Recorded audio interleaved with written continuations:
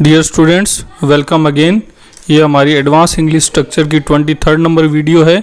इस वीडियो के अंदर आज हम दो एडवांस इंग्लिश स्ट्रक्चर के बारे में सीखेंगे।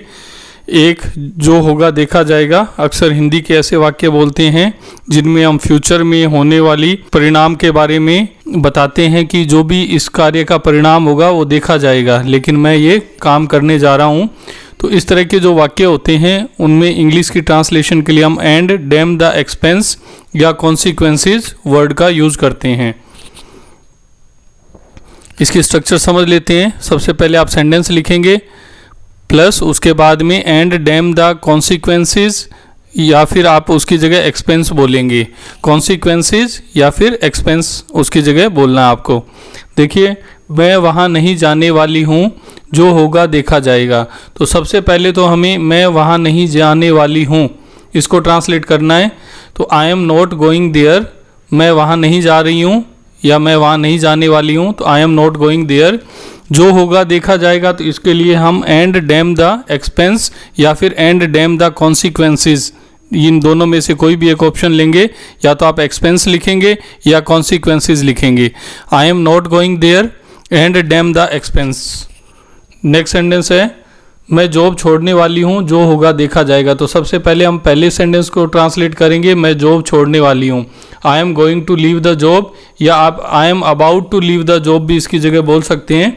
तो I am going to leave the job and damn the expense. Expense की जगह आप कॉन्सिक्वेंसेस वर्ड का भी यूज़ कर सकते हैं। I am going to leave the job and damn the consequence. Next sentence है हमारा हम नया घर खरीदने वाले हैं, जो होगा देखा जाएगा। We are about to purchase a new house and damn the expense. We are about to purchase a new house and damn the expense. Next sentence है मैं पढ़ाई नहीं करने वाला हूँ, जो होगा देखा जाएगा। I am not going to study and damn the expense. I am not going to study and damn the expense. जैसे एग्ज़ाम आने वाले हैं, कई बार पेरेंट्स प्रेशर डालते हैं स्टडी करने के लिए, तो बार बार आपको कहा तो आपको गुस्सा लग गया, आप बोलते हैं कि मैं पढ़ाई नहीं करूँगा, अब जो होगा देखा जाएगा। ज़्यादा से ज़्यादा आप सोच लेते हैं कि डांट पड़ेगी, तो आप उसके लिए पहले से तैयार हैं, तो आप बोलते हैं कि मैं पढ़ाई नहीं करने वाला हूँ, जो होगा देखा जाएगा। I am not going to study and damn the expense. मैं उसे थप्पड़ मारने वाला हूँ, जो होगा देखा जाएगा। I am going to slap him. Slap होता है थप्पड़ मारना। मैं उसे थप्पड़ मारने वाला हूँ, I am going to slap him and damn the expense. And damn the expense, जो होगा देखा जाएगा। नेक्स्ट सेंटेंस है हम खतरा मोल लेने वाले हैं, जो होगा देखा जाएगा। तो सबसे पहले हम खतरा मोल लेने वाले इस स्ट्रक्चर को ट्रांसलेट करेंगे। We are going to take a risk. We are going to take a risk and damn the consequences. And damn the consequences. We are going to take a risk and damn the consequences. मैं उसको चुनौती देने वाला हूँ, जो होगा देखा जाएगा। I am going to challenge him. I am going to challenge him and damn the consequences. And damn the consequences मतलब जो होगा देखा जाएगा। तो कंप्लीट सेंटेंस बन गया I am going to challenge him and damn the consequences. वह उस बिजनेस को शुरू करने वाला है, जो होगा देखा जाएगा। He is going to start that business and damn the consequences. He is going to start that business and damn the consequences. Next structure है हमारी for the sake of. Hindi वाक्य में अक्सर आपको देखने को मिलेगा के वास्ते या के खातिर। तो इसको इंग्लिश में ट्रांसलेट करने के लिए हम जिस फ्रेज़ का यूज़ करते हैं वो है फॉर द सेक ऑफ। तो सेंटेंस सबसे पहले हम सेंटेंस देखते हैं, सेंटेंस बनाते हैं, फिर उसके बाद फॉर द सेक ऑफ, और उसके बाद अगर नाउन है तो नाउन लगाते हैं, नहीं तो फिर हमें जीरंड लगाना होता है, यानी वर्ब की फर्स्ट फॉर्म के साथ आईएनजी लगाते हैं और ऑब्जेक्ट लगाते हैं। आइए एग्जाम्पल के थ्रू समझते हैं। उसने पैसों के खातिर अपने बच्चों को बेच दिया। क्वेश्चन सेंटेंस नंबर 9 है उसने पैसों के खातिर अपने बच्चों को बेच दिया। तो ही सोल्ड हिज चाइल्ड। तो ये सेंटेंस हो गया हमारा ही sold his child for the sake of money. He sold his child for the sake of money. Next sentence है भगवान की खातिर उसकी मदद करो। Help him for the God sake, या फिर आप इसको ऐसे भी बोल सकते हैं help him for the sake of God. Help him for the sake of God. Next sentence है राज ने उसके खातिर अपना घर छोड़ दिया। Raj left his home for the sake of her. Raj left his home for the sake of her. Next sentence है राजू पैसों के खातिर यहाँ काम करता है. Raju works here for the sake of money.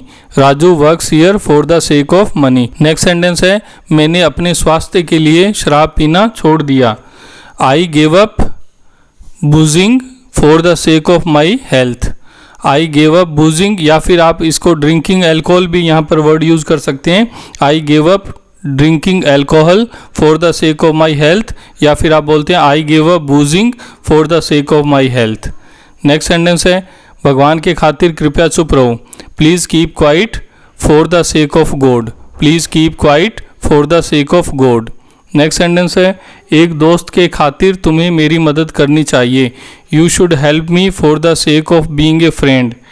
Being a friend का मतलब दोस्त होने के नाते. दोस्त होने के नाते तुम्हें मेरी मदद करनी चाहिए. You should help me for the sake of being a friend.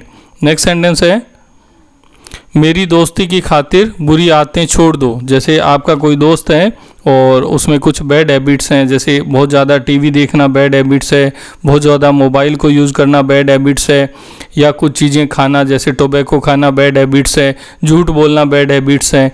तो आप अपने दोस्त को समझाते हैं और उसे कहते हैं कि तुम्हें मेरी दोस्ती का वास्ता है, आप ये बुरी आदतें छोड़ दो. तो आप इसको इंग्लिश में कैसे ट्रांसलेट करते हैं? Leave the bad habits for the sake of my friendship. Leave the bad habits for the sake of my friendship. Next sentence है वह देश की खातिर मर जाएगा. वह देश की खातिर मर जाएगा. तो he will die for the sake of the country. He will die for the sake of the country. Next sentence है मैंने अपने बच्चों की खातिर सब कुछ सह लिया. जैसे आप कहीं जॉब करते हैं और आपके लिए वो जॉब बहुत ज़रूरी है, लेकिन वहाँ पर आपको जो है अच्छा माहौल नहीं मिलता है काम करने के लिए, लेकिन आपने फिर भी उस काम को किया क्योंकि आपको पता था कि अर्निंग ज़रूरी है और बच्चों की परवरिश करनी है. तो आप बोलते हैं I tolerated everything for the sake of children. I tolerated होता है सहन करना. I tolerated everything for the sake of children. Dear students, ये 17 सेंटेंसेज हैं, तो इनको आप अच्छे से प्रैक्टिस करिए और इनके बेस्ड कुछ और सेंटेंसेज भी बनाइए. रेगुलर प्रैक्टिस करेंगे तो आप डेफिनेटली अपनी इंग्लिश को इम्प्रूव कर पाएंगे. Thanks for watching.